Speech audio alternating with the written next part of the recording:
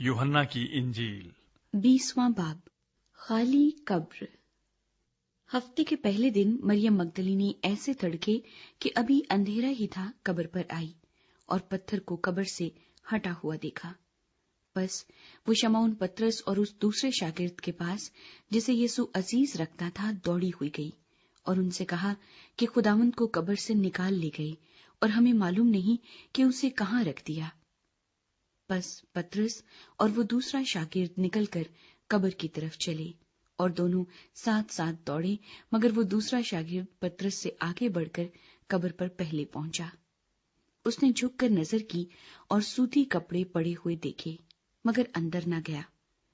शमौन पतरस उसके पीछे पीछे पहुंचा और उसने कब्र के अंदर जाकर देखा कि सूती कपड़े पड़े हैं और वो रुमाल जो उसके सर से बंधा हुआ था सूती कपड़ों के साथ नहीं बल्कि लिपटा हुआ एक जगह अलग पड़ा है।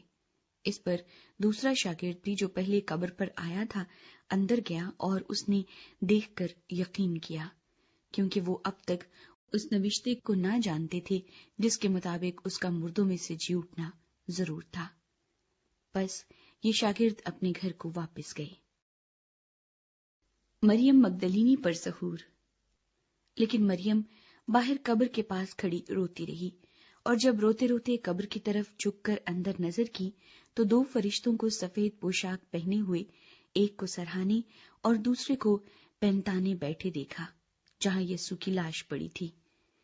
उन्होंने उससे कहा, ऐ औरत, तू क्यों रोती है? उसने उनसे कहा, इसलिए कि मेरे खुदावंद को उठा ले गए हैं और मालूम नहीं कि उसे कहाँ रखा है।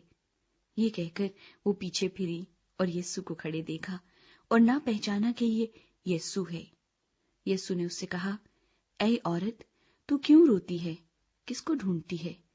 उसने बागबान समझकर उससे कहा, मियाँ, अगर तूने उसको यहाँ से उठाया हो तो मुझे बता दे कि उसे कहाँ रखा है ताकि मैं उसे ले जाऊं। यीशु ने उससे कहा, मरियम। उसने मुड़कर उससे इब्रानी जबान में कहा, रब्बूनी, यानी ऐ उस्ताद। यीशु ने उससे कहा, मुझे ना छुओ, क्योंकि मैं अब तक बाप के पास ऊपर नहीं गया, लेकिन मेरे भाइयों के पास जाकर उनसे कह कि मैं अपने बाप और तुम्हारे बाप और अपनी खुदा और तुम्हारे खुदा के पास ऊपर जाता हूँ।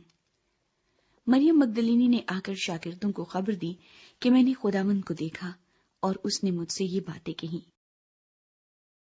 जी उठने के बाद शागिर्दों पर ज़हूर। फिर उसी दिन जो हफ्ते का पहला दिन था, शाम के वक्त जब वहां के दरवाजे जहां शागिर्द थे यहूदियों के डर से बंद थे, यीशु आकर बीच में खड़ा हुआ और उनसे कहा, तुम्हारी सलामती हो। और ये कहकर उसने अपने हाथों और पसली को उन्हें दिखाया। बस शागिर्द खुदावंद को देखकर खुश हुए। यीशु ने फिर उनसे कहा, तुम्हारी सलामती हो। जिस तरह बाप ने मुझे भेजा है उसी तरह मैं भी तुम्हें भेजता हूँ। और ये कहकर उन पर फूंका और उनसे कहा, रुल कुद्स लो।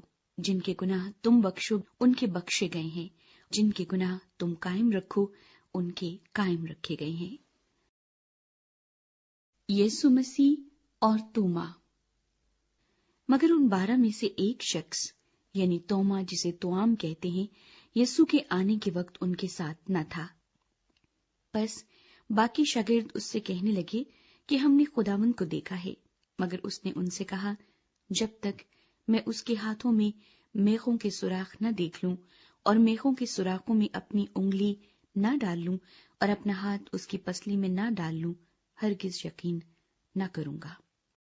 8 रोज के बाद जब उसके शागिर्द फिर अंदर थे और तोमा उनके साथ था और दरवाजे बंद थे, यीशु ने आकर और बीच में खड़ा होकर कहा, तुम्हारी सलामती हो।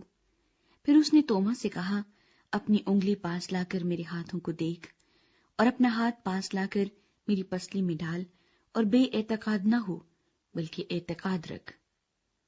तोमा ने जवाब में उससे कहा, ऐ मेरे खुदावंद, ऐ मेरे खुदा।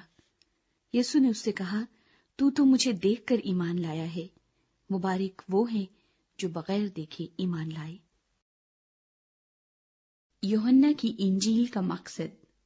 और यीशु ने और बहुत से मौजज़े शागिर्दों के सामने दिखाए जो इस किताब में लिखे नहीं गए, लेकिन یہ اس لیے لکھے گئے کہ تم ایمان لاؤ کہ یسوع ہی خدا کا بیٹا مسیح ہے، اور ایمان لا کر اس کے نام سے زندگی پاؤ۔